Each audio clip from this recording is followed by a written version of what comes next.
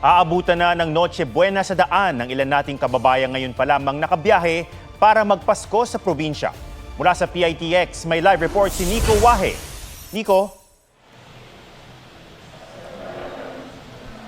Ato, marami tayong mga kababayan na ngayon pa lang uuwi na kanilang mga probinsya para magdiwang ng Pasko. Ang iba kasi sa kanila, tinapos pa mga trabaho kahapon.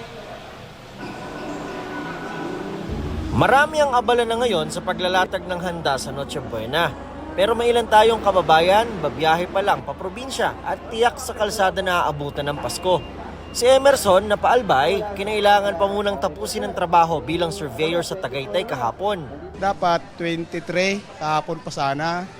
Kaso hindi ka pinayagan ng bus namin kasi kailangan na magbubuhos nga kami kinabukasan. Ay natapos madaling araw na. Kaya ngayon talagang uwi ko. Pero okay lang daw yan dahil makakauwi pa rin naman at makakasama ang mahal sa buhay hanggang January 5. Mga anak, dito na ako sa terminal, pauwi na rin ako Bicol. Kaya bukas, nandiyan ako bukas. Trabaho rin ang dahilan kaya ngayon palang uuwi na Masbate ang technician na si Christian. Wala eh. Busy po talaga sa trabaho eh. Tsaka hindi pwedeng iwanan yung area na hindi tapos.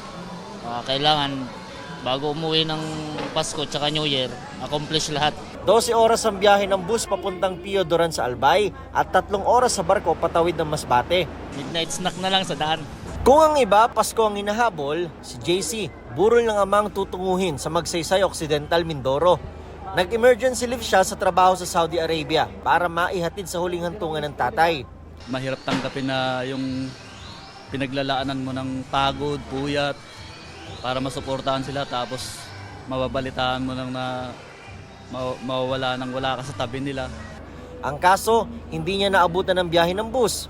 Ang next trip naman bukas pa ng umaga. Sasakay na lang daw siya pa Batangas Port at magbabaka sakali kung may biyahe pa Calapan at pauwi sa kanilang bayan. Isa lang si JC sa mahigit 140,000 na pasahero na pumunta sa PITX ngayong bisperas ng Pasko. As of 5 p.m. ang bilang na yan, mas mababa sa mahigit 232,000 na pasahero kahapon.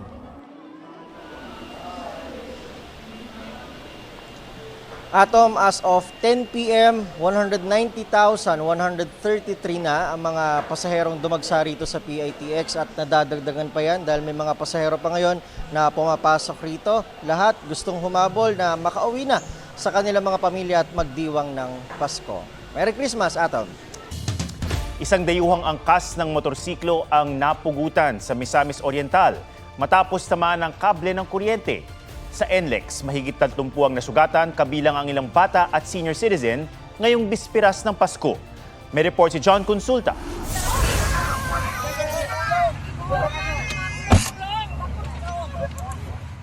Nag-iiyak na lang habang nakasalampak sa damuhan ang mga pasaherong ito. Sugatan ng ilan sa kanila matapos tumaob ang sinasakyan nilang minibus ilang oras bago magpasko. May mga sakay pa itong bata at senior citizens. Ate, huwag kang gagalaw. Kulang kayo. Batay sa investigasyon, nawala ng kontrol ang minibus at umikot paharap sa nakasunod nitong AUV. Aabot sa 31 ang sugatan ayon sa PNP. Parang self-accident siya. Allegedly, yung driver, sabi niya doon sa initial investigation, meron daw siyang narinig na maingay sa sasakyan. Ayon naman sa San Fernando Police, magkaibang bersyon ng driver ng minibus at AUV. Kapwa silang nakadetain at pareho raw na magsasampa ng reklamo laban sa isa't isa. Oh my goodness, walang ulo. Oh Lord, Diyos ko Lord, walang ulo. Sa Hingoog, Misamis Oriental, naputol ang ulo ng lalaking Indian national. Quick, kinuop ko na ng ulo, Lord. Base sa investigasyon, aksidenteng natamaan ng truck ang isang kable ng kuryente. Tumalsik ang wire sa nakasunod ditong motorsiklo at tumama sa leeg ng angkas. Patuloy na hinahanap ang tumakas sa truck driver. Sa Tupi, South Cotabato, 7 magkakaanak ang nasawi matapos bumangga sa puno ang kanilang van nitong Lunes. Nawala ng preno ang van ayon sa mga pulis. Sugatan ng driver nito na posibleng maharap sa kaso. Sa Lawag City, Ilocos Sur, nahuli kamang pagsalpok ng tricycle sa nakaparadang sasakyan. Ayon sa driver, nahilo siya kaya nawalan ng kontrol sa manibela. Nagkaayos na ang driver at may-ari na nabanggang sasakyan.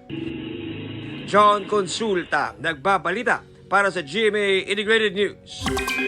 Nalubog sa baha ang ilang probinsya sa Luzon. Asahan din ng maulang panahon hanggang bukas, araw ng Pasko, dahil sa pinagsamang epekto ng hanging amihan, easterlies at shear line. May report si Bernadette Reyes. Magpapaskong isolated ang 5 barangay sa Del Gallego, Camarines Sur. Dahil sa walang tigil na pag-ulan, lumagasa ang baha mula sa 2 malalaking spillway. Dismayado ang iba dahil hindi sila makapunta ng palengke para mamili ng pang Noche Buena. Sa Baco, Oriental Mindoro naman, nagdeklara na ng state of calamity dahil sa 2 linggong pabugso-bugsong pag-ulan. Nagresulta yan sa malawakang pagbaha na posible pang umabot hanggang bagong taon. Bumaha rin sa ilang lugar sa bayan ng Nauhan. Baha rin sa Tagkawayan, Perez at Atimonan sa Quezon. Dulot yan ang umapaw na spillway at ilog. Ang mga taga-Kasigura ng Aurora pinag-iingat sa banta ng landslide dahil sa patuloy na pag-ulan. Tagos sa buto naman ang lamig sa Bontoc Mountain Province na nakakaranas ng panakanakang ulan. Habang nagka-landslide sa Natonin Mountain Province, pansamantala pang nawalan ng kuryente matapos maputol ang primary line dahil sa mga bumagsak na puno. Sa rainfall map ng Metro Weather, magpapatuloy pa ang maulang panahon sa buong bansa bukas, araw ng Pasko. Dahil yan sa pinagsama-samang epekto ng hanging amihan, easterlies at shear line o yung pagsalubong ng mainit at malamig na hangin. Sa heavy rainfall outlook na inilabas ng Pag-asa, posibleng makaranas ng heavy to intense rains hanggang bukas ng tanghali sa Aurora, Quezon, Camarines Norte at Catanduanes. Bernadette Reyes, nagbabalita para sa GMA Integrated News.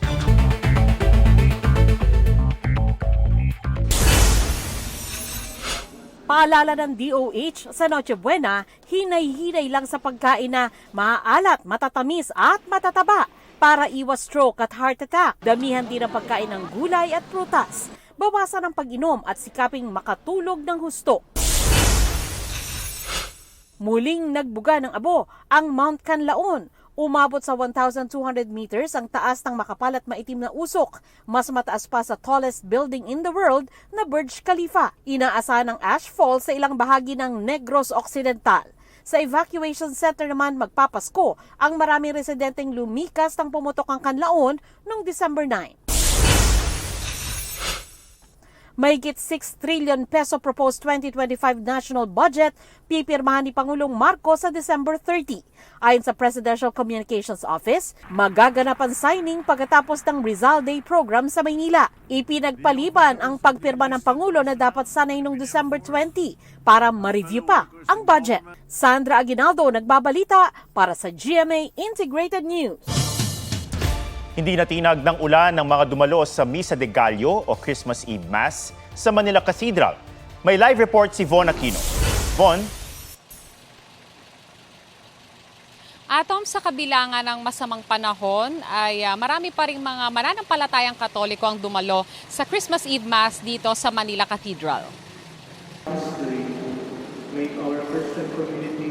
Napuno ang simbahan at kahit sa labas, may mga nagpayong para makadalo sa Misa de Gallo. Sa kanyang homily, binigyan diin ni Manila Archbishop Jose Cardinal Advincula na ang ating Panginoong Hesukristo ang nagbibigay pag-asa at lakas sa atin sa kabila ng mga hamon sa buhay.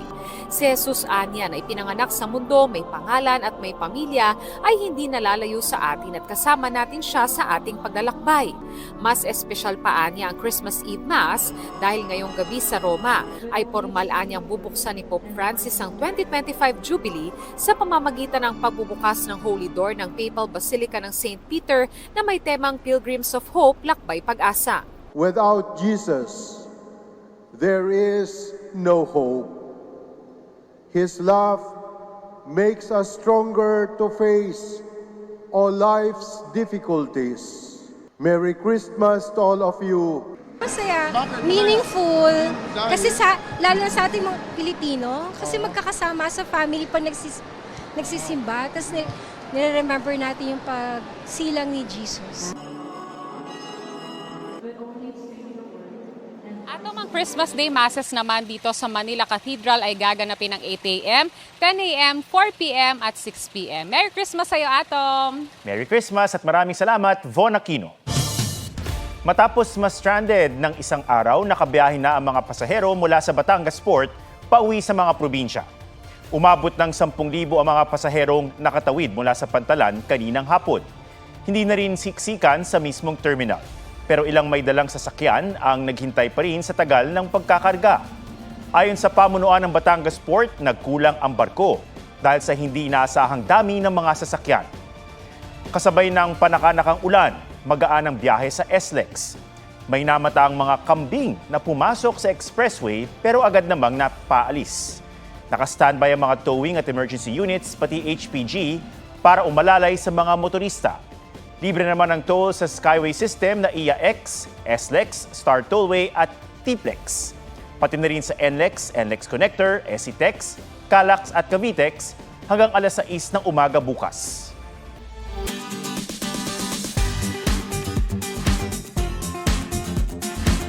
Ilang minuto na lang, Pasko na at bigayan na ng regalo. Para sa ilang netizen, hindi lang ang wish na si crush ang natupad, kundi maging kanilang cravings. Usuan na yan sa report ni Oscar Oida. Gift-giving time! Ang wishlist mong si crush? Aba, tinupad! Talagang mapapa, oh my gosh! Pero kung akala niyong happy na ang Christmas nitong si Hannah Gwyneth, very blessed, pinagpala, at siya na ang bukod tangi sa lahat dahil granted, pati ang ultimate wish niyang maging crush rin ng crush niyang si Prince Joseph. Literal na exchange gift. Nagpalitan din ng regalo itong magjowang si Jan at Nikki. Sweet pang inabot ni Nikki ang wish ni John na earbuds. Pero sweet and sour naman ang gift ni John. Mangga! Hindi ko talaga siya expect. Nagulat lang talaga ako, may dala siyang isang mangga. Sobrang surprise ako nun kasi biglang merong isang balot na parang pwede ko siyang iuwi. May gift talaga ako para kay Love. Normal doing ko lang naman yun na to give cravings niya every day. It doesn't matter naman about sa price as long as meron kang maibigay sa partner mo or yung bukal sa loob mo. Oscar Oida, nagbabalita para sa GMA Integrated News. Huwag magpahuli sa mga balitang dapat niyong malaman. Mag-subscribe na sa GMA Integrated News sa YouTube.